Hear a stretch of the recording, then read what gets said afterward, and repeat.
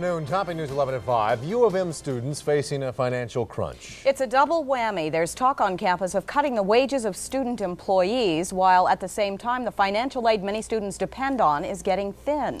The wage cut idea has been presented to the Board of Regents, which is considering the idea. Tonight, many students are angry and worried that should the pay cut pass, their days at the U would be over. Kevin McDowell leads a team report on tough times ahead for students at the U. These students are looking for a job at the university's Student Employment Center. The average job listed here will pay around $6 an hour. It's money these students say they need to survive and for many to pay for their education.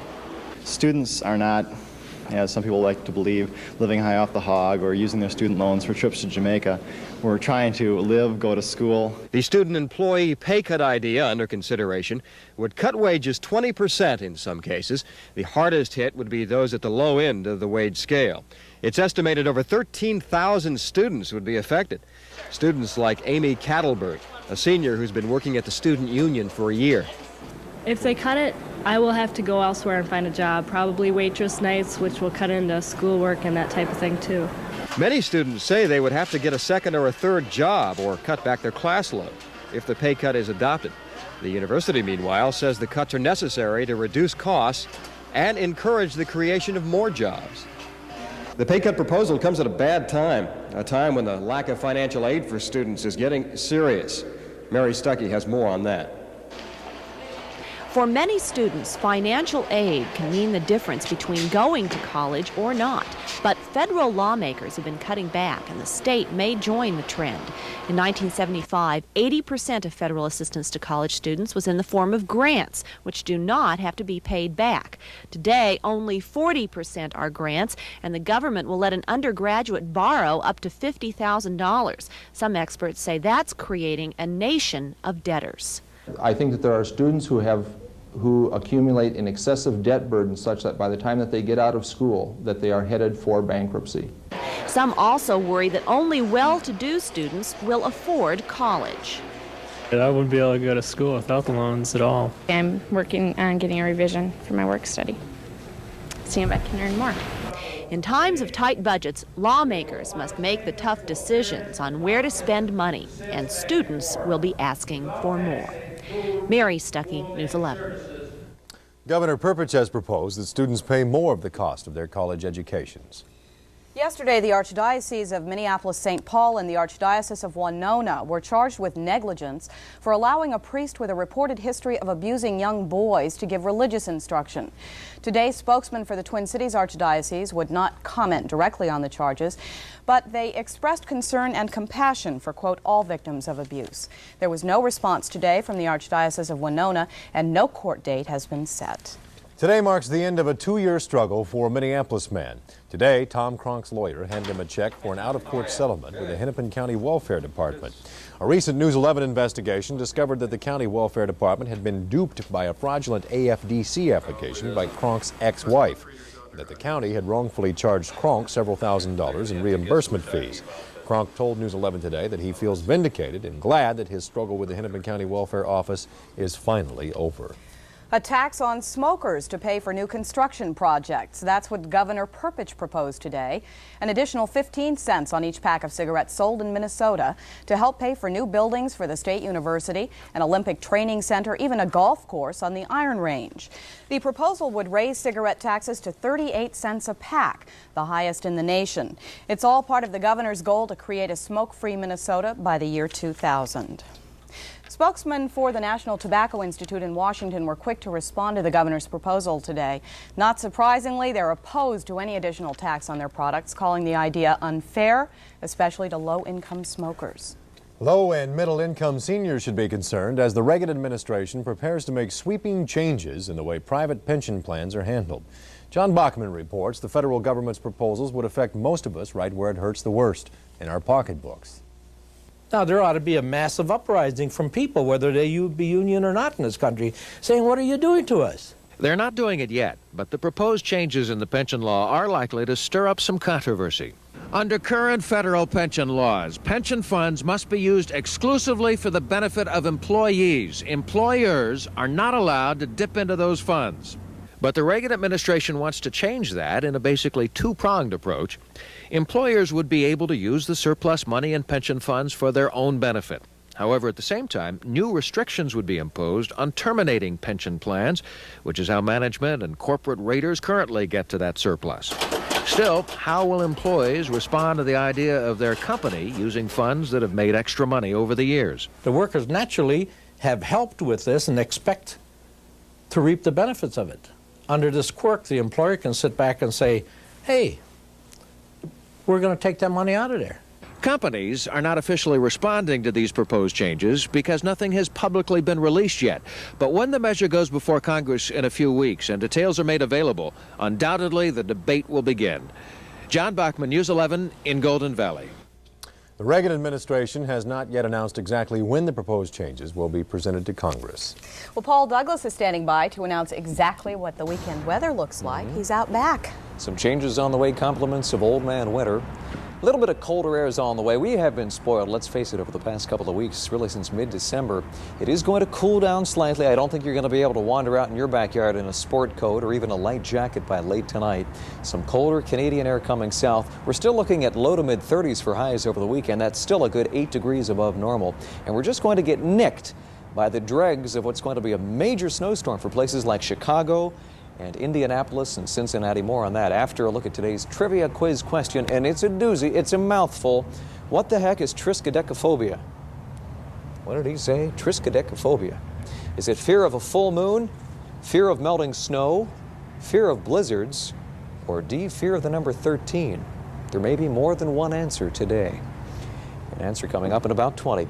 Here's the national satellite loop since breakfast time this morning. You can see a trough of low pressure coming through Minnesota, a storm brewing to the south, another surge of energy coming in on the west coast. Here's the latest weather map. It's picking up that weak low pressure system that did trigger some patchy clouds, but it came through virtually dry across most of the state today. The only exception up in extreme northwestern Minnesota, there were some problems with freezing drizzle and freezing rain icing up some roads this morning. Once that disturbance moves east, some of this cold air is going to be able to bubble southward. And again, temperatures tomorrow will be a good 10 degrees colder than they were today. Now, this storm looks downright ominous for much of the nation. It's weak now, but indications are it's going to get a surge of energy over the weekend, developing into a full-blown storm by Sunday afternoon. But most of the energy and all of the moisture is going to stay to our south. This is the way the storm track, the jet stream winds have been setting up much of the winter. They've been unusually far south. For us to get walloped by snow, this thing would have to shift and blow from Texas up across Wisconsin. No signs of that happening for the next couple of days. The storm track is going to stay south, and we are going to be enjoying basically dry, basically cool Canadian air through at least the first few days of next week. Super radar picking up some rain over the central Mississippi Valley. Another surge of wetness coming in on the west coast. San Francisco has seen 3 inches of rain, 4 inches in Oakland, 5 along the coastal range, helping to alleviate some of the water shortage problems there. Now, what's the map going to look like tomorrow? Tomorrow, the nicer day of the weekend. Bright sunshine, just a few puffy fair weather clouds, a stiff breeze out of the northeast, a high in the low 30s with wind chills in the teens. Again, you're going to need a light coat. It's going to feel a little more like wintertime. Meanwhile, we're going to have to watch this storm along the boundary between warm and cold. A significant snowfall possible, maybe 3 to 6 inches from Kansas City and St. Louis. Chicago could see a couple of inches. Into much of the Ohio Valley and the mid-Atlantic states are going to get walloped once again Sunday and Monday, but most of the moisture forecast to stay to our south. Just a few flurries possible, especially in southern Minnesota late Sunday. The 11 outlook for tonight doesn't look too bad. It's going to be turning colder, windy with variable cloudiness, a low of 19 to 24. And then tomorrow, partly cloudy skies, some sunshine peeking through. It will be brisk. A high temperature of 31 to 36 degrees. Warming back up into the 40s again next week. And you should see the long-range 30-day outlook. I think most of you will like it. We'll have it at 10. Paul and Kirsten. Winter's over, eh? Well, I wouldn't want to go that far. That's a mouthful. Yeah. Still ahead on News 11 at 5. We'll update you on a former First Lady who's out of the hospital and back home. Plus, a look at new medical breakthroughs in cancer research when News 11 continues.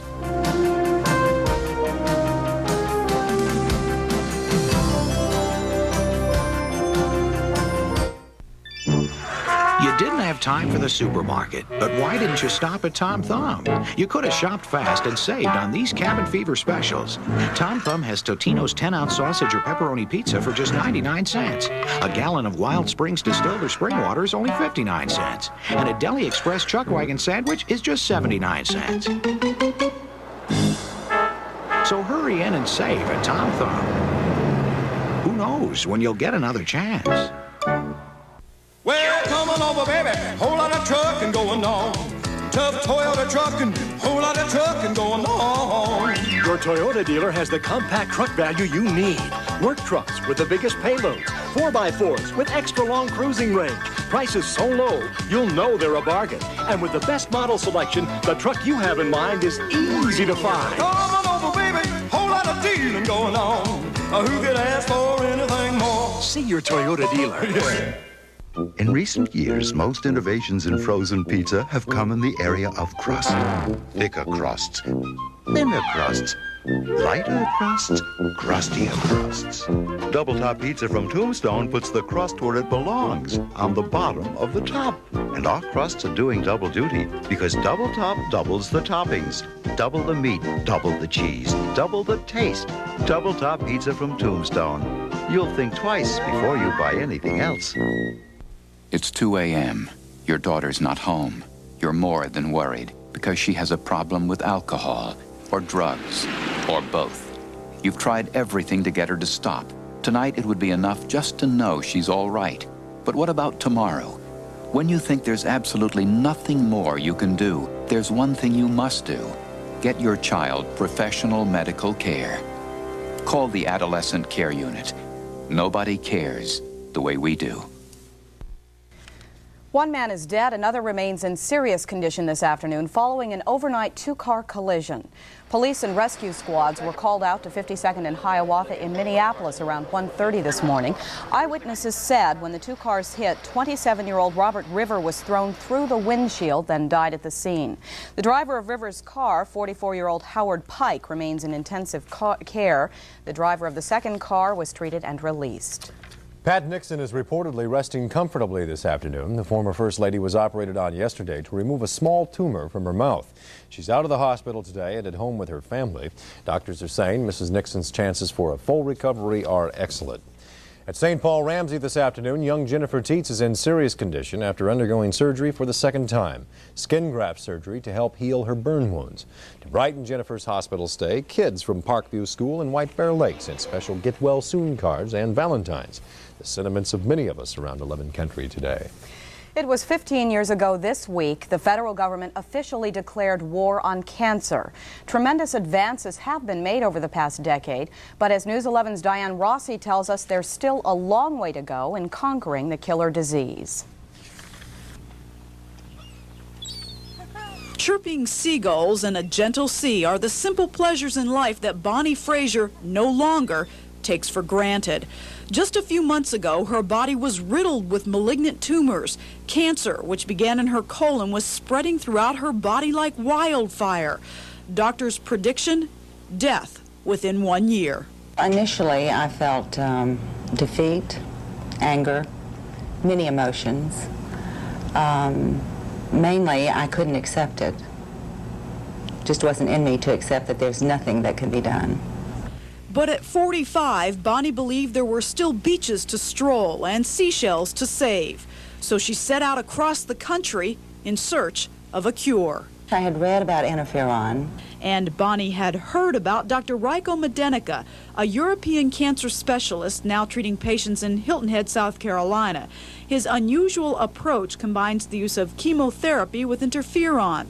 Interferon, recently approved for use in the United States, is a protein from human cells known to fight disease. Today, Bonnie is in complete remission.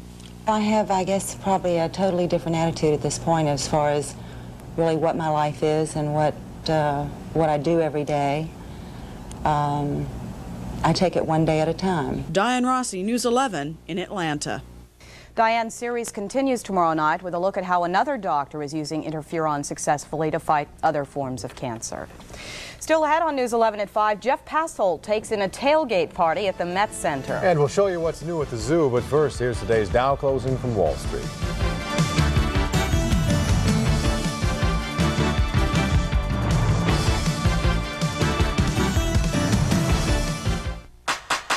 number one in sales. We're number one in selection. We're number one in customer satisfaction. We're Royal Nissan in St. Paul. And now, for a limited time only, 3.9% car and truck financing or up to $600 cash back is yours.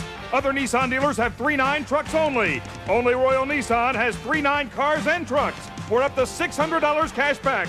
3.9, $600 cash back. Only at Royal Nissan, Minnesota's sales leader. Suppose I ought to send this old thing out and get it reupholstered. But I won't give up my comfort for even one day. Just like I won't give up my US West Direct Yellow Pages. It looks like this because I use it. It's the only place I find exactly what I want. These US West Direct folks have been around a long time. I use their book because it's the only one I feel comfortable with. US West Direct, the one that gets used. True Value Hardware, it's more than a name. Here's a bargain that you'll really warm up to. This compact West Bend hot pot for just $7.88. It heats water fast, so you can warm up with your favorite instant drinks or soup. In February, get the West Bend hot pot for just $7.88. Look for the Bargain of the Month banner at most True Value hardware stores. True Value.